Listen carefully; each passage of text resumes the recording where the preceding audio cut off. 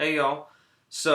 As I promised, and this is, keep in mind, this is the second time I've tried to record a video, so I apologize for those who were hoping to get one yesterday, but had some technical difficulties. Anyways, uh, wanted to, as I promised, for those who were not able to attend class this week, go ahead and I'll call it a mini lecture. I'm going to try to keep this um, we'll say under 45 minutes.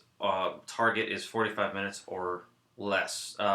See if we can cover what we need to cover before then. But before I start, go ahead and since I can't share the slideshow screen with y'all, excuse me.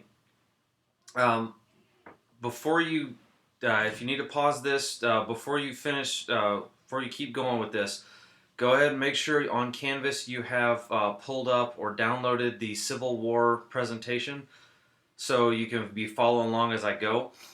Since, like I said, I can't share the screen with you, but I'll go ahead and I'll try to kind of call out slide numbers or at least kind of let you know when to scroll down. So with that being said, once you have the Civil War slideshow up, then we'll go ahead and head out on this.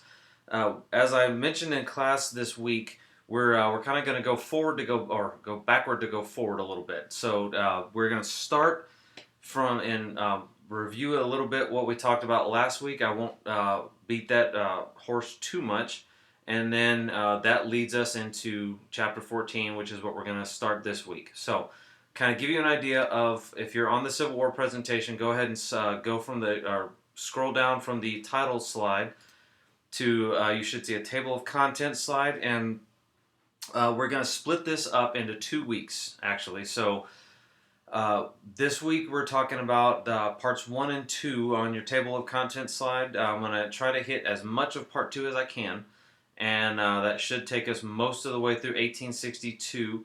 And then after we come back from the break, we'll finish up with the Civil War and maybe get into Reconstruction a little bit. We'll see. So that's good, just to give you an idea. So we'll start with part 1, secession. And you should see your next slide there is a slide of Jefferson Davis off to the left, first president or the president of the Confederate States of America through the war. Next slide you see, like I said, this is where we go backwards to go forward. So election of 1856, if y'all remember, is we're starting Bleeding Kansas. We are halfway through this turbulent decade leading up to the Civil War, and but this election still is fairly typical of what your normal election looks like. It is two major parties with we saw a resurgence of nativism. And so the Know Nothing Party nominates Millard Fillmore for a second bid at a presidency, although he only gets Maryland. But if you look, James Buchanan wins the Southern vote, wins the Democratic vote on the Democratic ticket, and so he's elected in 1856, and he will be the 12th president, or yes, no, the 14th president. Excuse me, my numbers are off. He will be the president right before Abraham Lincoln. So he will be the 15th president of the United States, and he gets most of the popular vote, gets 59% of the electoral vote. So he sails fairly well through. He's a Northern Democrat with Southern political agenda, but he tries to play both ends against the middle and try to make everybody happy. Next slide is election of 1860. It's a little bit different, and we talked in the 4 years during Buchanan's 4 years in office. Of course, we see Bleeding Kansas come to fruition. The sack of Lawrence, Kansas, Pottawatomie Creek is in those events like that are in the national on the national radar. They're in national discussion. And we have, of course, the Kansas-Nebraska Act, which leads to Bleeding Kansas, is still part of the national discussion. And so things are just coming to a head very quickly leading up to the election of 1860. And as part of this, the Democratic Party finally decides to cut ties and splits two ways, north and south. And so instead of nominating one candidate, the Democratic Party actually nominates two. Stephen Douglas, if we remember, as we remember from the Lincoln-Douglas debates, which you see a quote from on the top right-hand corner of your slide. A house divided against itself cannot stand, which, if you're curious, Lincoln actually took from Matthew in the Bible. So that's a scripture as well as a Lincoln quote. That's where Lincoln got it from. But Lincoln, if we remember his position in those debates, this is 1858.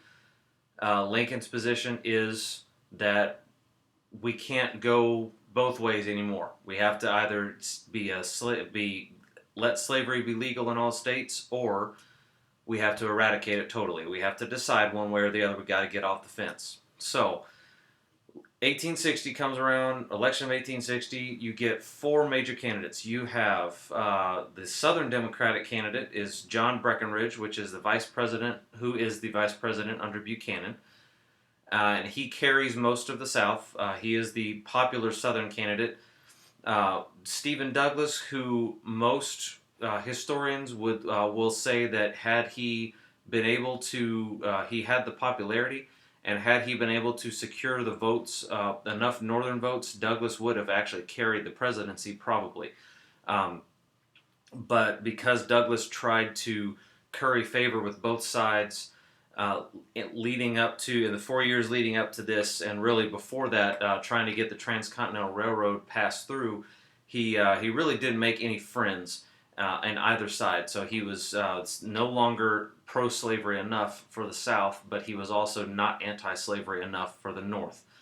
So Douglas doesn't end up carrying as much water as as people thought he would. But Douglas gets the nomination for the Northern Democratic Party, and Constitutional Union Party nominates John Bell, who does carry 3 states, but doesn't really make much of a difference in the vote. And his main focus on his ticket was purely keeping the Union intact, because at this point everyone kind of sees the writing on the wall where this is all going. And all of the candidates are trying to adopt different positions to keep the Union intact as much as they can. Lincoln wins out, obviously, as history shows, but if you look at on the right-hand side, I want to call your attention to the popular vote and electoral vote. So, and we talked about this a little bit last week, but it's worth noting again. If you look at the electoral vote, of course, Lincoln wins with 59%. Douglas doesn't get much, 4%, and then Breckinridge comes in second to Lincoln, only second to Lincoln by he comes in at 24%. So not a whole lot, but if you look at the popular vote, it breaks down quite a bit differently. Douglas only takes 1 state, but he carries a full 29% of the popular vote. So you can see that had Douglas actually had the electoral votes, he might have made more progress than he did. And it wasn't so. It's not so cut and dried on the popular side, because Douglas and Lincoln are only behind. Douglas is only behind Lincoln by a little bit over 400,000 votes. So Douglas didn't do too badly for himself. He just didn't do well in the Electoral College. So I'm going to stop trying to say that. That's where we are leading into 1860. So now we're going to talk about secession. I should say the election leads us into secession because it occurred before Lincoln. It started before Lincoln actually was inaugurated into office, but it was a direct result of the election of Lincoln as president. So now let's go down. Next slide should be slide number 6. Let me make sure I got that right. Yes. Okay. So you should see a map of the U.S. There's blue, couple different shades of red, yellow, and it's just a snapshot of the Deep South. Secession starts out, or it really happens in 2 different phases. The Deep South secedes in a series of individual states leading up to totaling 7 states by February. By the end of February 1861, so right before Lincoln gets inaugurated. By then, Confederate States of America has been founded, and if you look, I do want to call your attention to the fact that Indian Territory is identified as CSA on your map. It's not usually counted, it's not ever counted as part of the Confederacy because it's not a state, but Indian Territory did, for the most part, side with the Confederacy during the war, and that was because uh, between the obvious animosity that the tribes already had for the federal government, the federal government did not promise any of the tribes any kind of really real assurances for the outcome of the war. Really, there was nothing. It was going to be status quo for the Union, but the Confederacy uh, made a very concerted effort to get with a large majority of the tribes in Indian Territory, and so you see most of the tribes will end up going with the Confederacy because the basically, to long story short, or kind of in a nutshell, assurances were made by the Confederate government that if once Southern independence was assured, the tribes in Indian Territory would be allowed to regain some of, not all, but some of the territory that they had lost, or at least be compensated in in kind as far as land goes. So they were going to get more territory in the South than they had currently.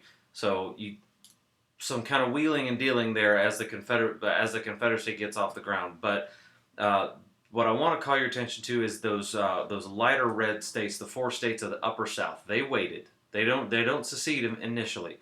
They hang out and they wait. There's enough Unionist support and there's enough doubt as to what the U.S. federal government's going to do that the secession conventions vote not to secede at the time. So you end up with 7 deep South states that secede, form the initial Confederate States, and then we're kind of off to the races at this point. So if you go down to the next slide, I won't spend too much time on this, but Confederate States of America were formed in February 1861, and by then the provisional government of the Confederacy at the time has had a chance to not only elect a president in Jefferson Davis, but his cabinet, and they've decided on a first national flag of the Confederate States and a seal, and all sorts of other stuff. Basically, everything that goes into the initial stages of forming a government. So the Confederate States is created. Oh, excuse me. Needed to get some coffee. Moving on. Next slide is just a zoom in of the Confederate States seal, and but I want to focus more on the next slide after that. So slide number 9. Lincoln coming into this is faced with a twofold dilemma. He's faced with 2 questions. First question is secession constitutionally acceptable? In other words, can these 7 states actually go ahead and just say, I'm leaving, I'm gone, peace? Or can they not? So if the answer is yes, then there's really not much more that Lincoln can do, because if it's allowed by the Constitution, then what's he going to do? If not, however, then is the federal government constitutionally authorized? Is Lincoln specifically constitutionally authorized to raise an army and use force against these states that are now in rebellion? So they're 2 very serious questions, and they're not just questions kind of academic of the president's walking around and wondering, I wonder. They're real serious questions because Lincoln's next move is dictated by whether or not he can do something. Because if Lincoln calls an army and goes into these states that are by law allowed to do what they did, then then the whole foundation of the Constitution is gone. Because if Lincoln is that willing to just throw aside the Constitution whenever the wind blows, then we might as well be in a dictatorship rather than a republic. So That's where Lincoln's trying to tread very carefully of, am I allowed to do this? What am I allowed to do? How can I do that? So these are the two questions that he's faced with. And believe it or not, if you look in the scholarship enough, there's quite a few scholars that still maintain that the South up to this point, there was no such thing as perpetual union. That the Constitution was more or less a gentleman's agreement between the states and the federal government. We see this a little bit in, if you remember talking about the nullification crisis. There's been a discussion in politics, or there's been a discussion in the government, I'm talking in this time frame. In 1860, there has been a discussion in Congress and politics for some time now, really since the Mexican War, that going back to the nullification crisis, that there is no such thing as that the Union is perpetual, that the Constitution is binding, that everyone signed it and so you're bound to it. But it's a discussion that hasn't been. That is a argument that is not popular and has not yet been finalized. So really, what we'll see with the Civil War is that's part of the Northern agenda, is to once and for all settle this question of, you cannot leave. It is not a gentleman's agreement; it's a contract. That's going to be part of what the North is fighting for. Out of the gate, anyways. Okay, so let's. I won't spend not going to spend too much time on the next slide, number 10. Lincoln's first inaugural address. If you look at and that link that says compare to second inaugural does not actually work, I found out. But if you look up Lincoln's second inaugural address, you'll see that it differs quite significantly from his first, because Lincoln's first inaugural address is dealing with what is happening right now. And so he is focusing on, as you see with these words that are bolded, he's focusing on relationship of the states, the preservation of the Union, the Constitution, the role of law, government, and people. So he's focusing on all these things as well as covering a bunch of other stuff. But those are his main focuses on his inaugural address. So next slide, number 11. This is really where the rubber meets the road and where things start to kind of fall off the rails a little bit as we move closer to the Civil War. So if we think about what secession actually means, if you say, like, if Texas leaves the U.S. today, then what are we left with? We have a state that is now, according to us, no longer part of the U.S., but in this state, we have quite a few active and reserve military bases. We have, for instance, Fort Hood in down near Waco. We have Randolph Air Force Base, Lackland Air Force Base, not Goodfellows, but we have quite a few U.S. bases in Texas. So what do we do with those troops, or what do those troops there do?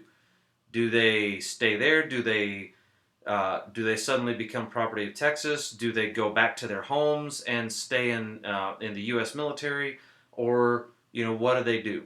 And that's what that's what soldiers across the Deep South are faced with after these states start seceding. Of, what do I do?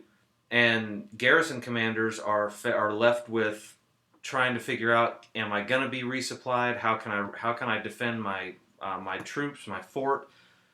And so you see a lot of garrisons like the one in Texas where Robert E. Lee is stationed, and I think Jeb Stuart is stationed too. Either the troops just kind of melt away, or the garrison commanders pull out and go back to Washington. All those who do that, by the way, for the most part, get cashiered out of the Army, I think, and are dishonorably discharged for withdrawal in the face of the enemy. But that's really the only choice that they have at this point, because if the federal government can't resupply them and can't reinforce them if they're attacked, then all they are is sitting ducks in the middle of a hostile territory. Fort Sumter is one of these places. But so South Carolina, right after it secedes, petitions the government and says, "We need y'all to get your troops out of here because this fort is ours." And Lincoln says no. Lincoln's not going to do it because it's federal property. He doesn't. He rejects the idea that South Carolina can secede in the first place. So that's kind of where we're at. If you go on to the next slide, you should see a map, Civil War Trust map of Charleston, South Carolina, Mount Pleasant, Sullivan's Island at the top, James Island, Morrison Island at the bottom, and Charleston on the left. If you look, and this is, I finally actually had a chance to go to Fort Sumter a few years ago, and it's a great little place to go if you can make it out there. The fort was actually used as a proposed or as a site for harbor defense in World War One. Not the shots were not fired, but a gun was placed there that's still there. So it's still very much a cool tourist attraction to go to. It's not just one of those old Civil War forts that no one cares about. If you look, Fort Moultrie on Sullivan's Island should be on the corner right there, kind of at the top of the map on Sullivan's Island. At the start of this, the U.S. troops were stationed at Moultrie, waiting for the completion of Fort Sumter in the center of the harbor. But once the convention in South Carolina seceded, they packed up and went into Fort Sumter, which was nearly done anyways, because it was more easily defensible. It had the guns were already there, and Fort Moultrie they weren't going to be able to defend themselves on Fort Moultrie. So this way, it was harder for the South Carolina militia to get at them, and they could defend it. So Lincoln, instead of withdrawing them, he decides to. If you think about a chess game, a lot of weight is placed on the first move, and even then, you're still waiting on another player really to kind of. You're still waiting on to see who takes the first piece in a chess game. So Lincoln sends the Star of the West to. You see this little ship coming in to the harbor. He sends a resupply ship, and the Confederates chase the resupply ship off with gunfire from the guns on the shore. That's really Lincoln's first move. What he's telling them is, I'm not only going to not withdraw them, but I'm going to resupply them. Basically, they're there, so you better deal with it. And he waits to make the South make the first move, which they do. If you go to the next slide, in April. By April 12th, General Beauregard has come over, because remember the Confederacy was finalized, the Confederacy was formalized in February. So General Beauregard comes to South Carolina, takes control of their troops as Confederate forces, and this is a gentleman who went to West Point with the likes of around the same time as and with the likes of General Robert E. Lee, Grant, Sherman, not really, but Jackson, most of the senior leadership that you see, if they didn't go to West Point at the same time, they are very familiar with each other because they've served in the Army for 20 some years at this point. So Beauregard is known; he's very good at what he does. And incidentally, his initials stand for Pierre Gustave Toutant Beauregard, PGT.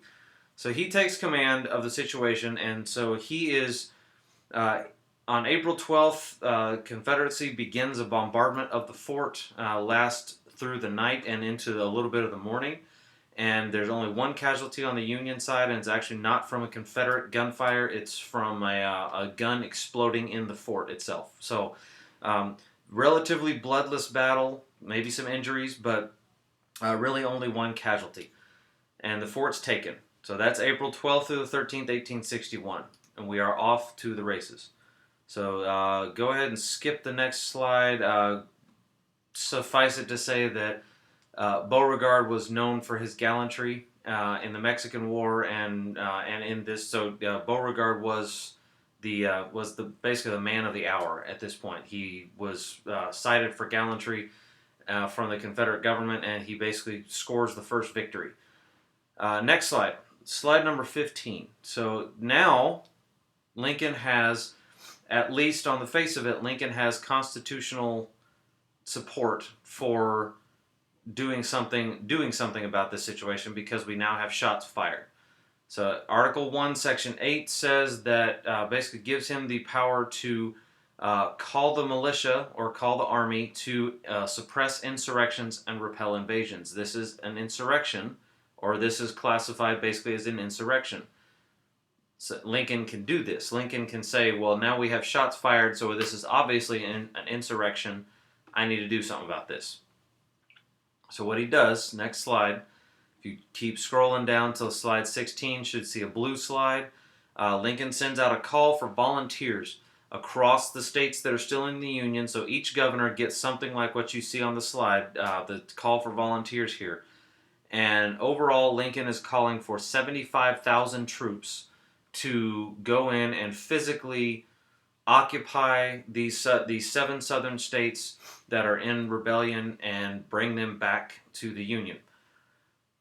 The problem with that is that it changes the dynamic somewhat, because those four Upper South states that were waiting, that had previously rejected secession, now pull the trigger and they have another convention, and the Unionist supporters lose out to secessionists, because basically what the president is telling me as Arkansas, Tennessee, North Carolina, Virginia, if I'm in North Carolina, what the president's saying is that I either, as governor of North Carolina, I have to either call troops to go into South Carolina, where I have family, where I have friends. Virginia is seeing the same thing. So all these states who have family and business ties to the southern states below them, I either, as governor, have to call troops and force families to send their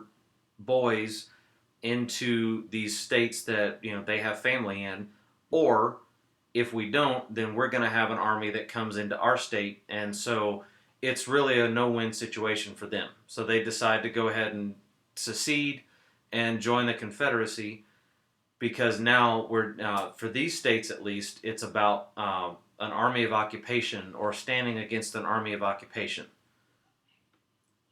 if that makes sense. If you move on to the next slide, then we do still have a couple states to deal with.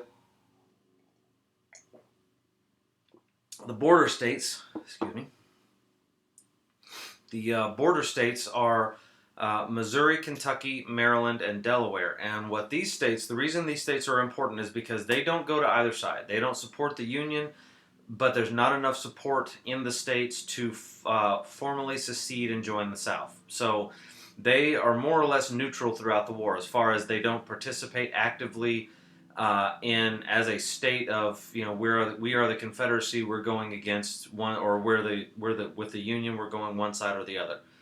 So, but you do see boys and men from these states fighting in both sides. So you see a lot of Kentuckians, Missouri natives, Maryland and Delaware boys fighting on both sides of the conflict, and some are from the same family, one on each side. Some are from and so that's where, if you ever hear the term brother against brother, it applies specifically to some of these border states. Now, other states were not immune to this, but especially in these states, you had a lot of conflict between.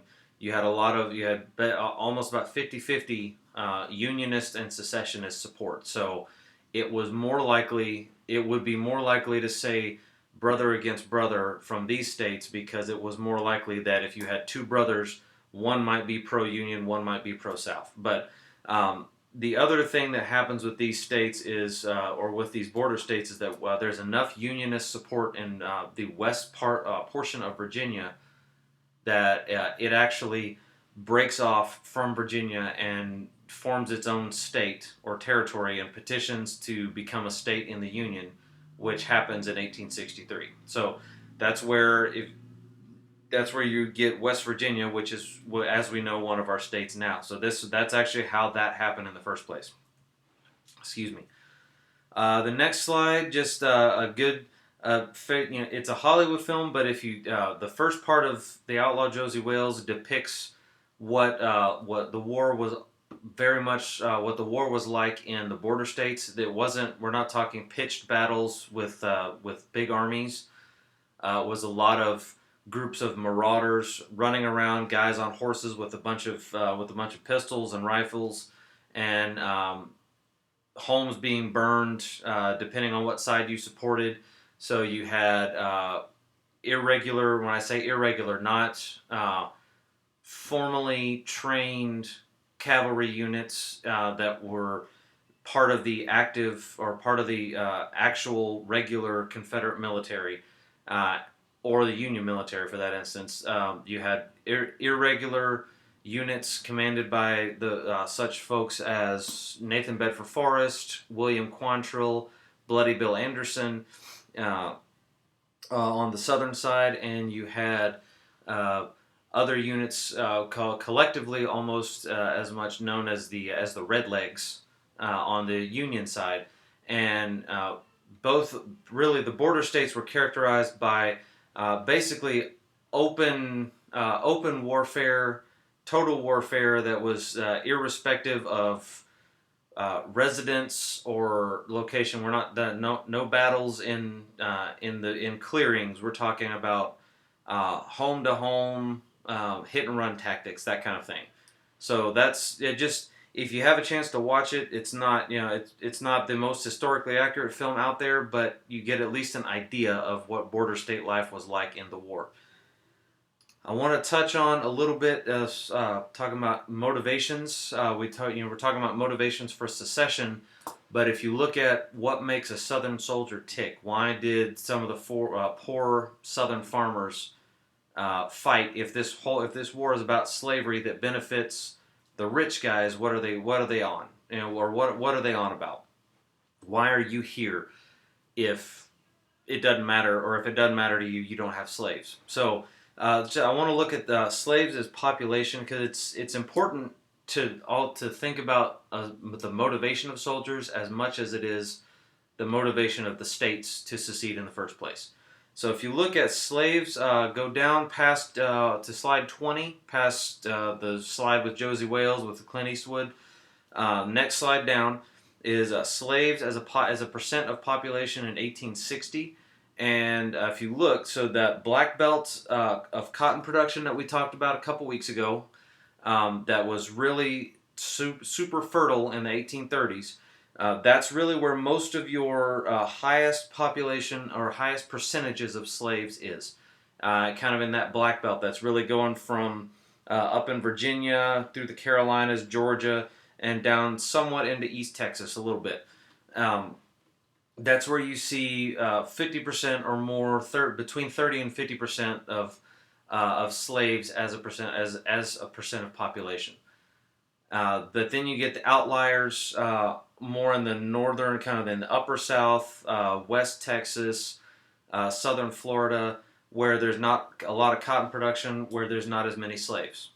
So moving on to the next one, that cotton production area. If you notice, it's not as big as it was in 30 years prior. Cotton tends to tire out the soil, as I mentioned in class this past week.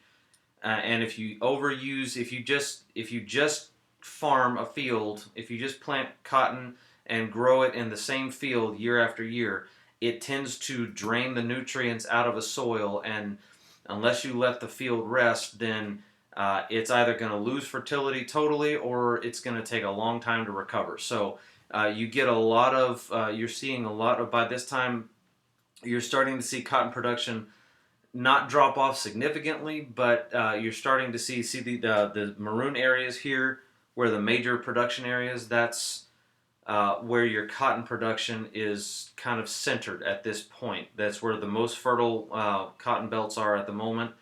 And across where the black belt really was, you're starting to see other slaves being used for like other crops being grown, that kind of thing. This is before, if any of y'all are familiar with agriculture, this is significantly, this is about 30 years before uh, people like George Washington Carver are going to come along and educate people on crop rotation, on leaving at least one of your fields fallow or with nothing in it to let the soil rest for a season, and then rotating your fields. So this is before all of that. So agricultural efficiency practices have not really come into play right now.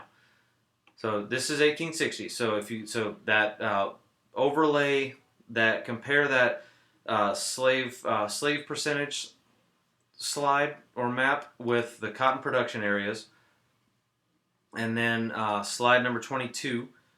So if you keep scrolling down, you should see on the right of the slide just column of states and percentages. And so if we just look at percent of families in these southern states that had slaves, we get a little bit more complete picture of, or at least kind of it helps to give you perspective when asking the question, what are my motivations? Because in Mississippi, you have roughly 50%, 49% of families have slaves, and then South Carolina is 46.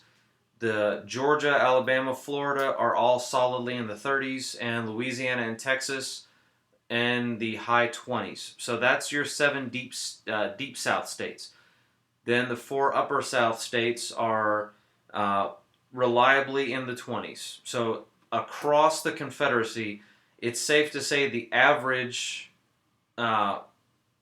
percentage of slaveholding families is somewhere around 35-ish%. Excuse me, as an average. So on average in the South, you're likely to have about 35% of your families across the South own slaves. So what about the other 70 or 65% of families? Why are they in it? Why did you send your sons in it? That kind of thing. So that just something to think about.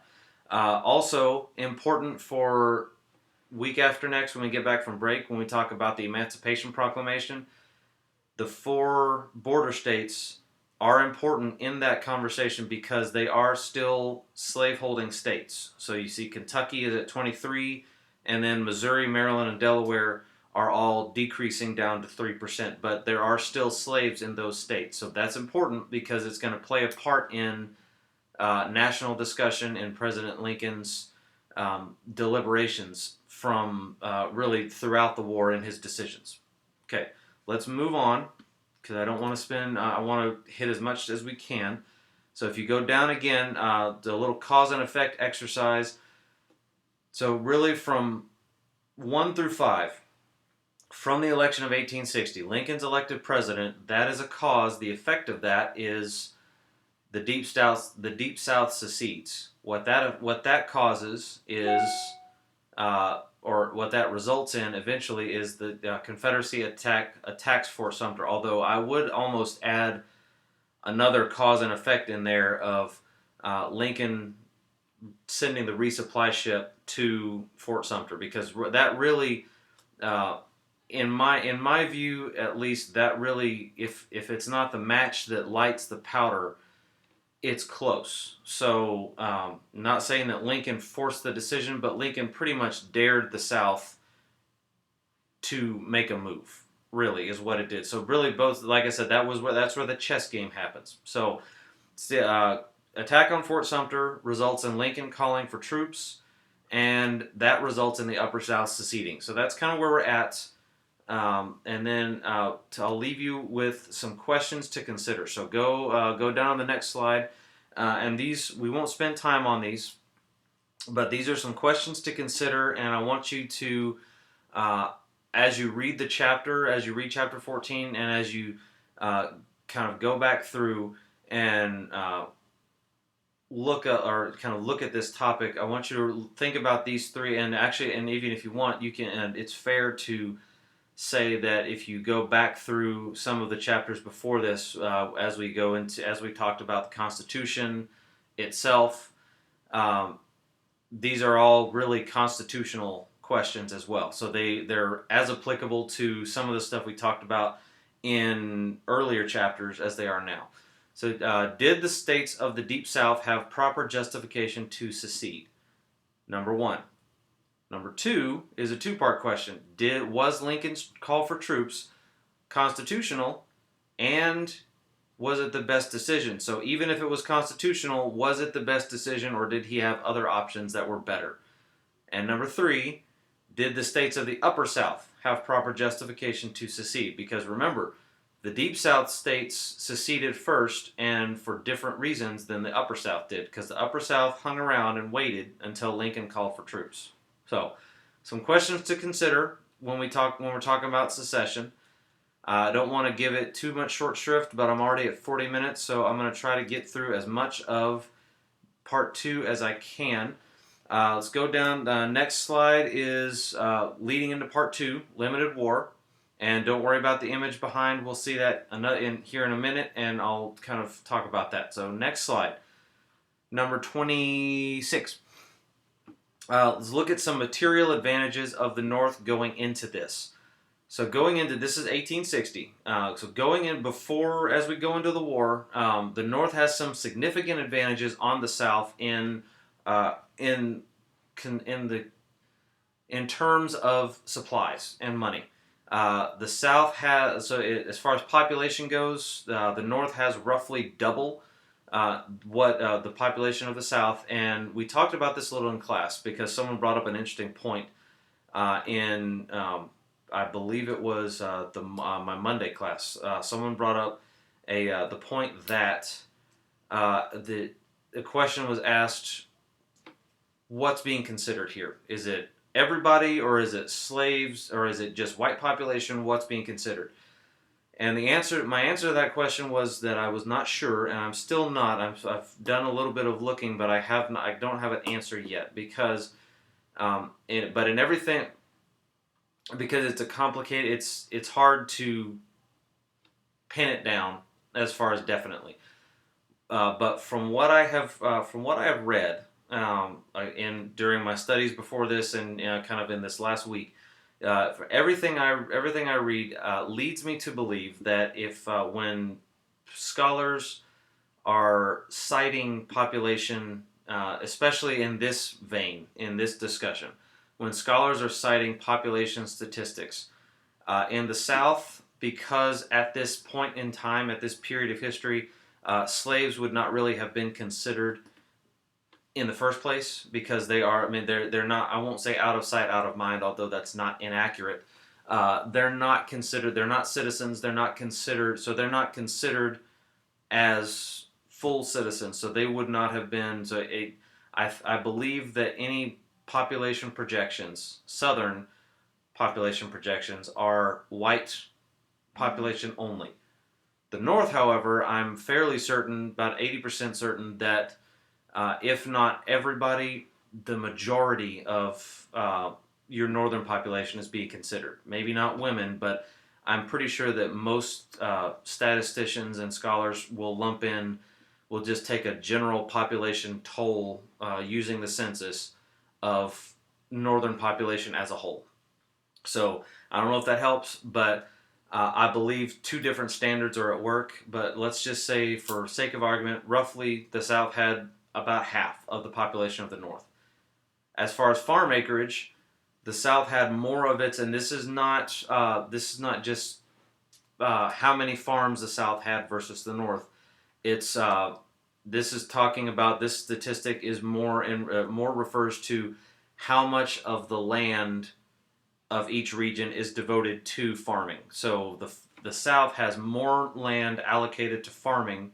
It's more of an agrarian economy. Agriculture is king, farming, cotton, plantations. And the North has a significant amount, but not as much as the South. Now, where the North edges out is in manufacturing workers and bank capital. The South does have industry, but it's about 3 or 4 major factories that are clustered in the upper South. So the North edges out in industry, and it has more bank capital available to it at the outset. Not to be outdone, if you go on the next slide, number 27, Confederacy does come into this with some significant advantages that you can't ignore, depending on what the situation is. Confederacy comes in with considerably more experienced leadership at the senior level. So you have a lot more generals that come from southern states that when secession happens, leave the army, leave the U.S. Army, and become part of the Confederate Army. So you have a lot of Confederate generals that have combat experience in the Mexican War or in on the frontier fighting Indians. You have really from the general level down to the smallest unit level. Most of your officers have at some point experienced combat. Not all of them, but I'll say charitably 70-75% of your Southern officers and non-commissioned officers have significant time in the U.S. Army and have seen combat of some type. So they are experienced, and that shows in the first year and a half of the war. Home field advantage is another big deal. That refers to home field advantage becomes huge in the military and warfare when you think of armies. An army coming into someone else's home. If someone was coming into Texas, it's more likely that unless they have a guide that the Texas force opposing them, we probably know the ground better than they do. And this is in the Civil War time. This is before satellites and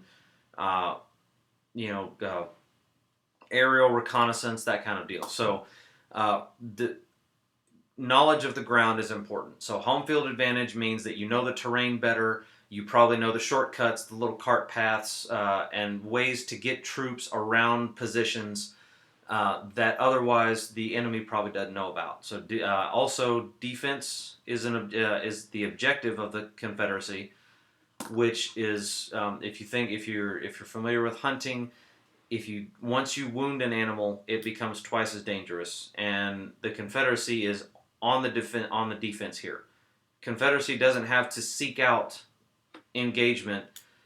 Engagement is going to come to us. So you have time. If you're on the defense, you have time to pick where you want to defend and fortify it and really kind of set it up to your advantage, as opposed to walking into somewhere and having to figure out very quickly, what do I need to get, and is someone already there? And do I need to kick them off of that mountain? Because that's probably a big deal.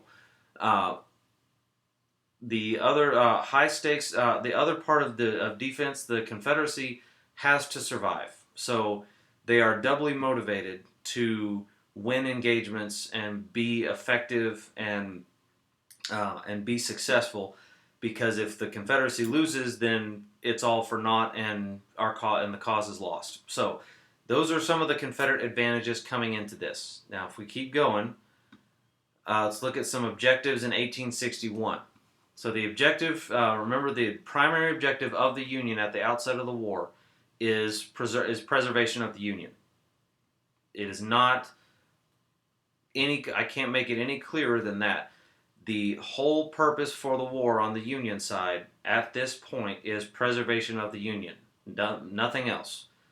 That is what Lincoln's calls for troops is about. Now, you will see some arguments among certain sections of scholars that will argue that tariffs played a part in both the Union decision-making as far as Union priorities and Southern priorities, that it was as much a war to make sure that the Union Lincoln could continue imposing tariffs. We're not going to discuss fringe arguments for the purposes of this class, the Union's cut and dried primary objective at the start of the war is preservation of the Union. That's it. Confederacy, on the other hand, primary objective, not why they're fighting, but their primary objective of this war is maintaining independence. Regardless of what got them there, once the conflict is on, the Confederacy has to remain the Confederacy, has to stay where it is, and has to stay independent. If they are not, then what are we fighting for? So as far as who benefits from what, the Union, with its material advantages, benefits more from a longer war because it has the population, it has the industry, so the longer the conflict goes on, the more they can bring to bear against the Confederacy. On the other side of that, the Confederacy needs to end it quickly and decisively because, again, the longer it goes on, the more their advantages in military leadership and as far as maybe not combat experience, but the Confederate soldier boys and men were usually more accustomed to living off the land, hunting, because a lot of the South is still not industrialized. It's not urban.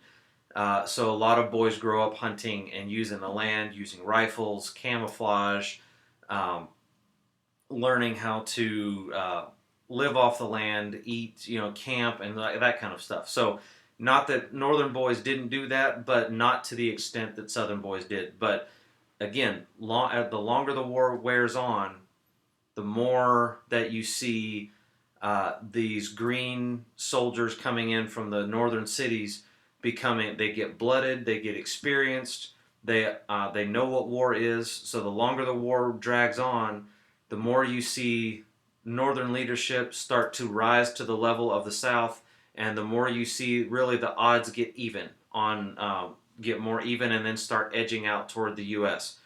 So long war benefits the Union, short war benefits the South. Okay. Let's skip really quick to the next slide. Skip past the snake or skip past the Anaconda Plan slide. That's the name of Winfield Scott's plan. The next slide after that, slide number 30. Looks like the slide on the first part of part 2. Scott's Great Snake.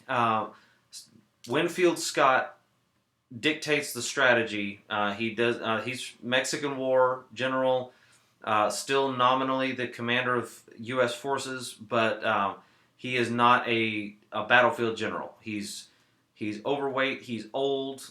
He's not the person that Lincoln wants commanding the troops, but he does dictate or begin the strategy discussion for the war. And what Scott comes up with is a threefold strategy that he calls the Anaconda Plan. First, initiate a naval blockade of the South, cut off all of the southern relationships with Britain, with foreign governments. So there is at least restrict supplies, rifles, ammunition, anything else coming into the Confederacy. And 2, capture Richmond, the capital city of the Confederacy.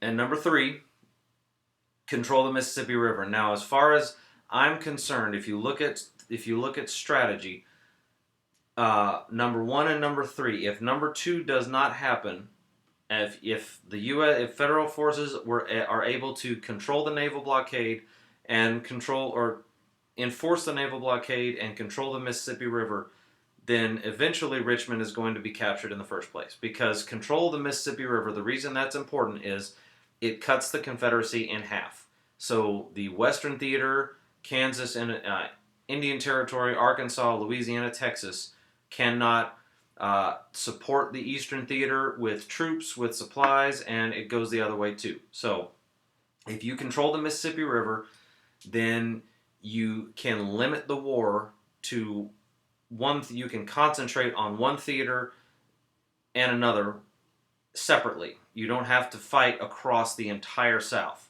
That's one thing. And if you control the naval blockade, then you limit the amount of supplies that the South is receiving. And since they're not industrialized like the North is, they can't produce rifles, ships, that kind of thing as fast, or if at all. So that's the Anaconda plan. And as we're getting close to an hour, I'm going to go ahead and wrap it up. I'll talk real quick about some of the battles, 1861, 1862, without tactical analysis. 1861 only sees two major battles: Fort Sumter and the First Battle of Bull Run. Now, for those who might get confused this week or week after next, some battles you will see two names for the same battle. The North had a tendency to name battles after or identify battles by using geographical elements such as rivers or creeks or mountains. And in the South, battles were identified using road junctions or roads or towns or railroad junctions. So Manassas Junction is a railroad junction near where the battle was fought, and Bull Run Creek is also there. So in the North, you'll hear First Battle of Bull Run, Second Battle of Bull Run, and in the South, it's First Manassas, Second Manassas. Same thing, same battle. Both of these are Confederate victories.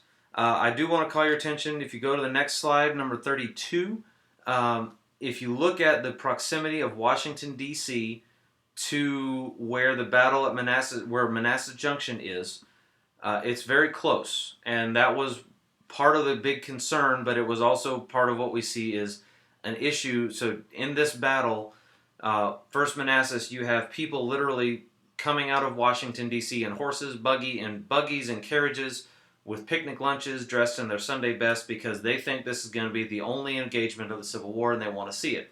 So they set up on hillsides and watch as initially the battle seems to be going the way of the Union, but Beauregard gets reinforced by Johnston, and the battle turns towards the Confederacy and becomes a Union rout, which simply means that soldiers, instead of orderly withdrawing with their regiments pointing the guns at the enemy, are throwing everything away in fear for their lives, and they're running pell-mell regardless of who's in front of them. So the picnic goers are overrun by soldiers running back towards Washington, D.C. And people really and truly think that the Confederate Army is going to continue forward and capture D.C. Doesn't happen, but I just want to kind of call your attention to that. So if you skip forward a couple of slides to number 35, Like a Stone Wall is at the top. So keep scrolling down until you see Stonewall Jackson on the right-hand side, and that's our slide right now. Some of the things that come out of Bull Run, the First Battle of Bull Run, are a myth of Confederate invincibility from those who saw the battle and fought in the battle. And you also see some figures that come out in newspapers, and you start to see figures that are larger than life, like you'll see later in the war with Jeb Stuart. But really, the first kind of if it were today, the first guy to get an action figure would be Thomas Jackson, who, because of the way his unit and him in particular stood their ground, and Jackson was standing. Was not crouched down under cover. He was more or less standing erect, fully straight up, in the face of bullets whizzing by him and leading his men that way. It was said that he was standing like a stone wall. He and his troops. So you get these larger than life figures, and that's 1861. So skip ahead a couple of slides to number 37, and this is where I'll go ahead and end us. Is the Eastern Theater of the war. This is east of the Mississippi. 1862 is more or less a Confederate year, with the exception of Antietam. Lee takes command in 1862, and he will have command of Confederate forces throughout the rest of the war. We see the Peninsula Campaign, the 7 Days battles, and the Battle of Second Manassas are all Confederate victories. And this is Lee versus George McClellan at the time, who takes command of the Union forces, Army of Northern Potomac. And Lee and Jefferson Davis agree that in order to keep with that objective of a short war, Lee needs to resupply his troops, but he also needs to achieve a victory in the North against a Northern army. So he invades Maryland, and he and McClellan face off at Sharpsburg, which is so you'll see Antietam also called the Battle of Sharpsburg. So he faces off with McClellan, and they fight each other in what becomes the bloodiest single day in American history, where the battle goes from over the course of a day into the morning, noonish, so like a day and a half. But it's by the time the first day of the battle is over, uh, casualties totaled between both sides somewhere around 24,000 wounded and killed or captured, which is why it's called the single bloodiest day in American history, because it's Americans on both sides getting killed by other Americans. After Antietam, Lee withdraws into Virginia, and Lincoln fires McClellan and puts in or Ambrose Burnside as the commander. So Fredericksburg is a Confederate victory. Burnside tries to again go towards Richmond, and Lee cuts him off at Fredericksburg in Virginia, and proceeds to another stunning Confederate victory where Burnside absolutely mismanages the forces. But we'll talk some more about that. I'll pick up and I'll go ahead and kind of talk about Antietam a little bit, and I might just go ahead and go back to the Peninsula Campaign and go from there. I'll figure out how much I want to revamp over the week. But what I want to encourage y'all to do is over the rest of this week, this weekend, one, for those who are quarantined and either have tested positive or are just quarantining out of safety precautions, I want y'all to focus on resting, getting better, and also I do hope that y'all have a good Thanksgiving, whether it's with family here in the Metroplex, or if you're able to go out, travel back home. I want y'all to be safe. I want you to come back, and while you're at some point over the next week, make sure to just kind of keep your mind fresh, because we are going to come back to this after the break. So sometime before Monday after next, kind of crack the book again, go back into chapter 14, and just remind yourself, or go that, and like the crack 14 again, and kind of look back through what we covered up through slide 37 of the Civil War slide. And if you want to look ahead a little bit, some of the slides we didn't show. If you want to look through really in class, at least on the Monday class, I got all the way through Fredericksburg. So anything is fair game up through slide 46. So if you want to look ahead at some of the stuff I didn't cover, feel free to do so, and we'll pick up where we left off week after next. But this is Professor Marks. I hope that y'all have a great Thanksgiving, and that we come back after the break healthy, happy, and ready to finish out this semester pretty strong. So I will be praying for you guys, and look forward to seeing y'all in a couple of weeks.